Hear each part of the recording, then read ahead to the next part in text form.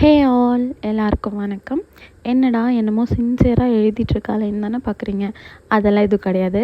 So நம்ம மார்கழிக்கு வந்து கோலம் போட போகிறோம். யூஷுவலி கோலம் போடுறது தான். ஆனால் வந்து எப்போவுமே ரங்கோலி தான் போடுவோம். ஆனால் இந்த வருஷம் எனக்கு மார்கழிக்கு சிக்கு கோலம் போடணும் அப்படின்னு சொல்லிட்டு ஒரு ஆசை வந்திருக்கு. ஸோ அது வந்து எனக்கு எதுவும் தெரியாது. அதனால நான் அத்தைக்கிட்ட வந்து டிசைன்ஸ் எல்லாம் வாங்கி அது ஒரு நோட்டில் வந்து நோட் பண்ணி வச்சு பிளான் பண்ணி வச்சுருந்தேன்.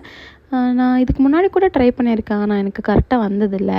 நோட்டில் போடும்போது அழகாக இருக்கும். அங்கே வாசலில் போடலாங்கும்போது அந்த கரெக்டாக புள்ளி கரெக்டாக இல்லாமல் அப்புறம் வந்து கொஞ்சம் காம்ப்ளிகேட்டடாக இருக்குது. அந்த மேத்தமெட்டிக்கல் ஜாமெட்ரி மாதிரி இருக்கும். அதனால கொஞ்சம் காம்ப்ளிகேட்டடாக இருக்குதுன்னு சொல்லிட்டு நான் ட்ரை பண்ணாமல் அப்படியே விட்டுட்டேன்.